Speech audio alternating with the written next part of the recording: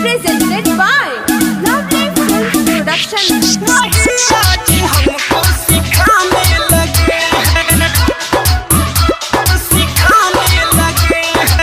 आप सुन रहे हैं अमित पटेल की आवाज में।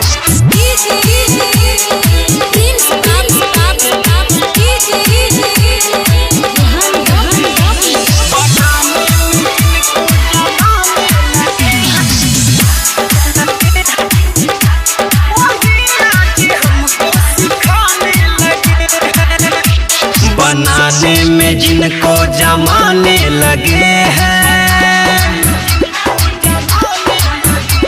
बनाने में जिनको जमाने लगे हैं, वही आज हमको सिखाने लगे हैं।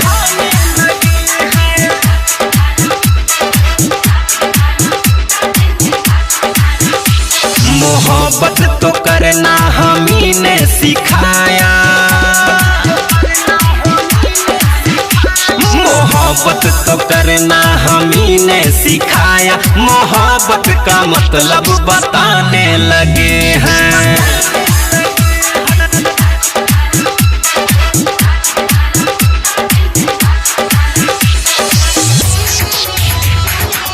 Presented by Lovely Film Production।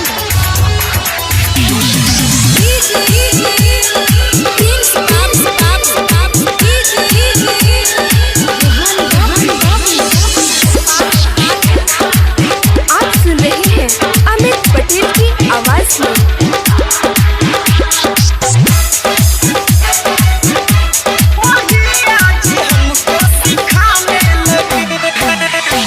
जिसे हमने चाहा, जिसे प्यार करते थे,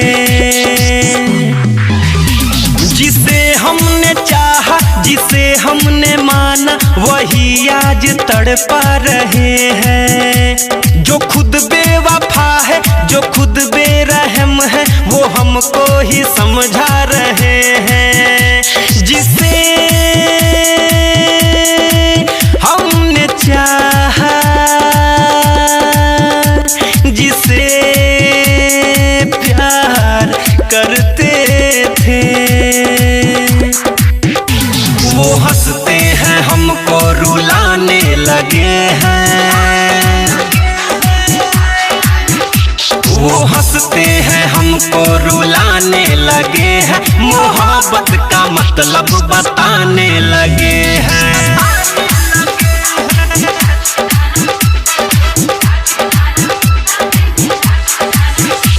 बनाने में जिनको जमाने लगे हैं, वही आज हमको सिखाने लगे हैं।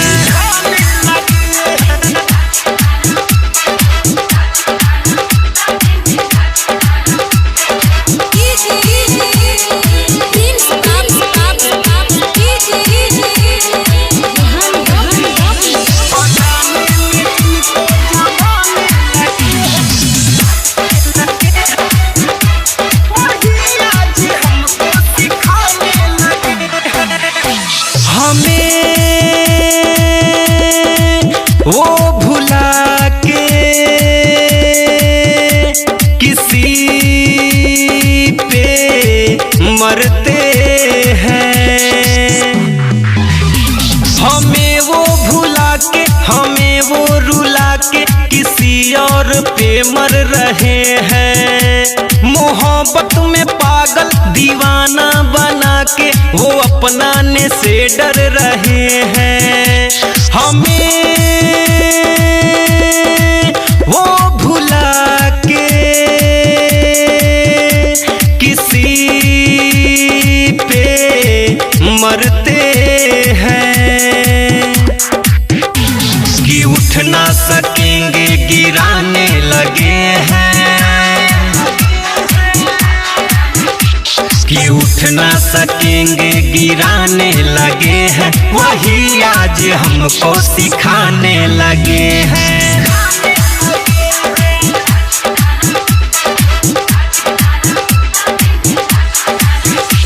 बनाने में जिन को जमाने लगे हैं, वही आज हमको सिखाने लगे।